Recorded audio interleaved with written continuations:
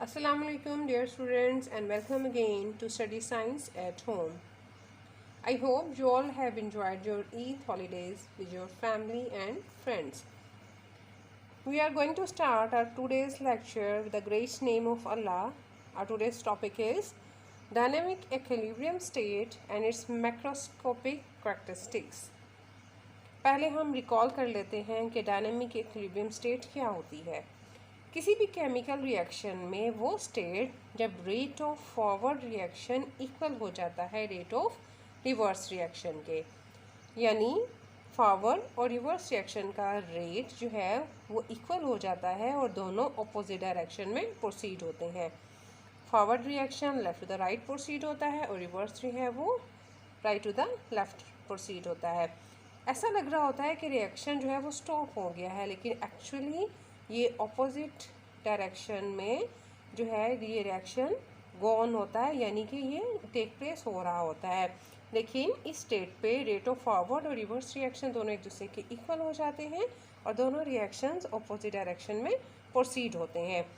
अब इसके कुछ मैक्रोस्कोपिक, कुछ प्रोमिनेंट, डोमिनेंट इसके करैक्टरिस्टिक्स प्रॉपर्टीज़ हैं वो हम देख लेते हैं कि डायनामिक इक्विलिब्रियम के मैक्रोस्कोपिक करैक्टरिस्टिक्स क्या है।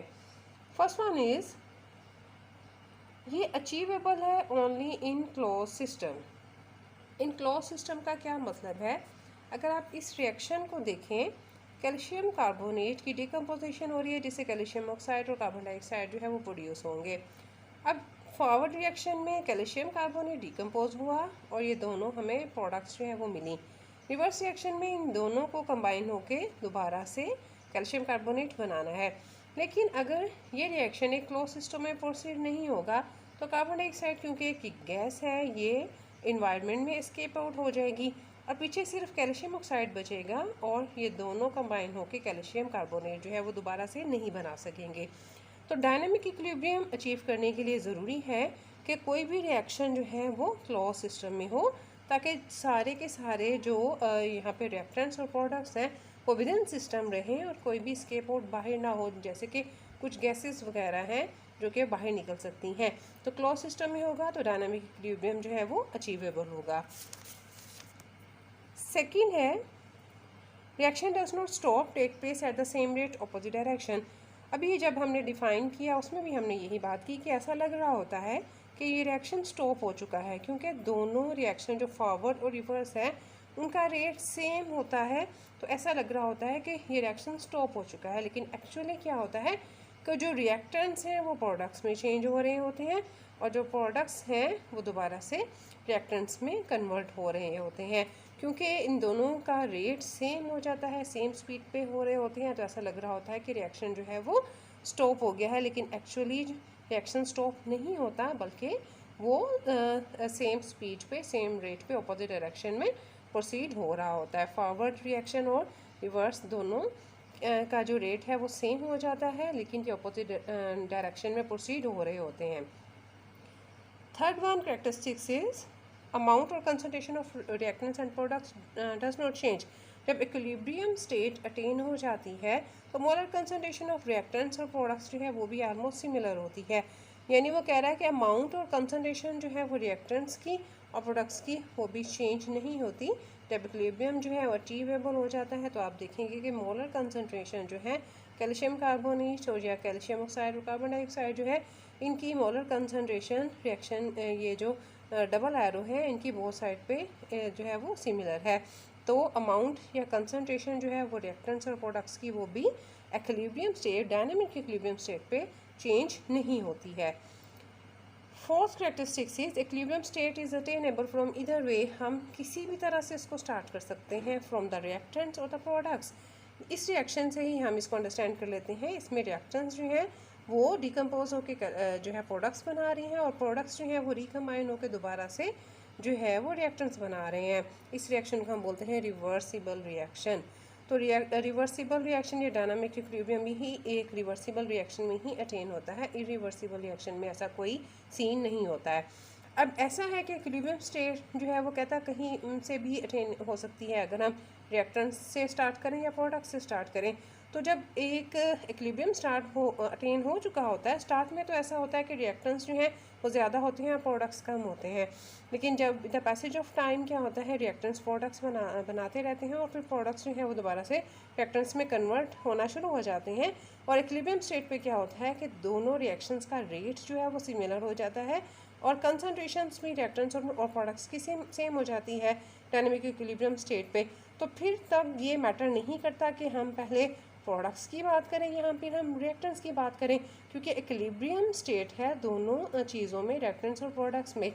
तो हम इस रिएक्शन को डिस्क्राइब करने के लिए इक्विलिब्रियम स्टेट पे जो है वो पहले रिएक्टेंट्स की बात भी कर सकते हैं, लेफ़्ट टू द राइट भी बात कर सकते हैं और राइट टू द लेफ़्ट भी बात कर सकते हैं। यानी ये रिएक्शन किसी भी डायरेक्शन से स्टार्ट हो सकता है, रिएक्टेंट से या प्रोडक्ट से। इट डजेंट मैटर कि हम पहले ही यही बात करें कि ये रिएक्टेंट्स जो हैं वो प्रोडक्ट्स में कन्वर्ट हुए।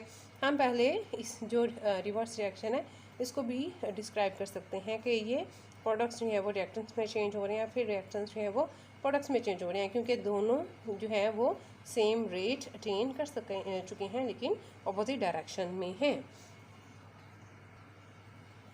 Last characteristics is equilibrium state can be disturbed and again achieved under given condition of concentration, pressure and temperature. वो कह रहा है कि equilibrium state जो है इसको हम डिस्टर्ब कर सकते हैं और दोबारा ये गिवन कंडीशन कौन कौन सी कंडीशंस होंगी, किसी भी रिएक्शन के लिए हम डिफरेंट कंडीशंस देते हैं। कंसनट्रेशन होती है, प्रेशर जो है वो कुछ डिफरेंट रिएक्शन हैं जिनको प्रोसीड होने के लिए कुछ प्रेशर की ज़रूरत होती है, टेम्परेचर जो है वो रिक्वायर्ड होता है, कुछ जो है रूम टेम्परेचर पे प्रोसीड होते हैं, कुछ के लिए हमें टेम्परेचर जो है वो उसको देना पड़ता है हम रिएक्शन को प्रोसीड करने के लिए, स्पीड अप होने के लिए। तो वो कह रहा है कि हम इक्विलिब्रियम स्टेट पे इसको डिस्टर्ब कर सकते हैं। कैसे डिस्टर्ब करेंगे? जैसा कि अगर हमें कुछ एनालिसिस करना पड़े उस रिएक्शन में कि हम देखें कि डायरेक्शन ऑफ रिएक्शन, जैसे आप लोगों ने टॉपिक पढ़ा था तो उसमें हमने कहा कि हमने थोड़ा सा सैंपल लेके तो उसके फिर एनालिसिस किया कि कितनी कंसंट्रेशन जो है वो रिएक्टेंट्स या प्रोडक्ट्स की अवेलेबल है, वहाँ पर कितना रिएक्शन जो है वो रिएक्टेंट्स जो है प्रोडक्ट्स में कन्वर्ट हो चुकी हैं, या डायरेक्शन रिएक्शन की क्या हो सकती है। तो हम अगर थोड़ा सा सैंपल लेते हैं तो डेफिनेटली इक्विलिब्रियम जो है वो तो डिस्टर्ब होगा वहाँ से। तो फिर क्या है कि अगर हम कुछ वहाँ से कंसंट्रेशन या अमाउंट चीज़ों की विड्रॉ कर लेते हैं रिएक्टेंट्स की या प्रोडक्ट्स की, मतलब सैंपल हमने वहाँ से लेना है, डेफिनेटली उसमें दोनों चीज़ें होंगी। तो क्या होगा, इक्विलिब्रियम एक बार तो डिस्टर्ब हो जाएगा, लेकिन अगर कंडीशंस बाकी वहाँ पे प्रेजेंट है, सेम ही प्रेशर है, सेम ही टेम्परेचर है, तो कुछ देर के बाद क्या होगा, वो रिएक्शन जो है वो दोबारा से इक्विलिब्रियम स्टेट को अटेन कर लेगा। यानी कि जो डायनामिक इक्विलिब्रियम स्टेट है वो दोबारा से अटेन हो जाएगी under given condition of concentration, pressure and temperature. ये 5 मैक्रोस्कोपिक कैरेक्टरिस्टिक्स थे डायनामिक इक्विलिब्रियम के। पहले हमने देखा कि डायनामिक इक्विलिब्रियम होता क्या है, जिसमें फॉरवर्ड और रिवर्स रिएक्शन एक दूसरे के इक्वल हो जाते हैं लेकिन अपोजिट डायरेक्शन में। फिर मैक्रोस्कोपिक कैरेक्टरिस्टिक्स को हमने 1 बाय 1 देखा। पहले हमने फर्स्ट पॉइंट जो था उसमें बात की कि ये क्लोज सिस्टम में अटेनेबल होता है, ताकि कोई भी प्रोडक्ट या रिएक्टेंट्स में अगर कोई गैसियस सब्सटेंस है तो वो एस्केप आउट ना हो, और ये फॉरवर्ड और रिवर्स रिएक्शन जो है वो दोनों वो डायरेक्शन में प्रोसीड हो सके। सेकंड में हमने कहा कि ऐसा लग रहा होता है कि रिएक्शन स्टॉप हो जाता है, लेकिन एक्चुअली ऐसा होता नहीं है, क्योंकि दोनों फॉरवर्ड और रिवर्स जो है वो सेम रेट पे अपोजिट डायरेक्शन में प्रोसीड हो रहे होते हैं। फिर हमने बात की कि कंसंट्रेशन ऑफ रिएक्टेंट और प्रोडक्ट्स जो है वो भी चेंज नहीं होते, डेफिनेटली इक्विलिब्रियम अटेन होता है तो दोनों साइड पे रिएक्टेंट्स और प्रोडक्ट्स की जो कंसंट्रेशन है वो भी ऑलमोस्ट सेम रहती है। अगर इक्विलिब्रियम स्टेट जो है उसको हम किसी भी तरह से एक्सप्लेन कर सकते हैं, रिएक्टेंट से स्टार्ट करते हुए या प्रोडक्ट से स्टार्ट करते हुए, और लास्ट में हमने अंडरस्टैंड किया कि अगर जो है इक्विलिब्रियम स्टेट उसको डिस्टर्ब कर दिया जाए, वहाँ से कुछ सैंपल वगैरह लेके हमने एनालिसिस करना है, तो वो थोड़ी देर के बाद दोबारा से अटेनेबल वो रिएक्शन है under given condition of pressure, temperature and concentration. यानी सैंपल तो हम बहुत थोड़ी सी क्वांटिटी लेते हैं तो कंसंट्रेशन भी इतना इफेक्ट नहीं आता है, कुछ थोड़ी सी अमाउंट लेके हम उसका एनालिसिस करेंगे, और बाकी जो वहाँ पे रिएक्टेंट्स और प्रोडक्ट्स होंगे वो थोड़ी देर के बाद दोबारा से अंडर गिवन कंडीशन जो है वो स्टेबलाइज हो जाएगा, रिएक्शन दोबारा से डायनामिक इक्विलिब्रियम स्टेट को अटेन कर लेगा। आई होप आज का लेक्चर आपको अच्छी तरह से अंडरस्टैंड हो गया है। मैक्रोस्कोपिक कैरेक्टरिस्टिक्स जो है ये मोस्टली आपको लॉन्ग क्वेश्चन जो है बोर्ड एग्जामिनेशन में पूछा जाता है, और इम्पॉर्टेंट लॉन्ग क्वेश्चन है, इसको आपने अच्छी तरह से प्रिपेयर कर लेना है 5 पॉइंट्स को अच्छी तरह से अंडरस्टैंड करते हुए।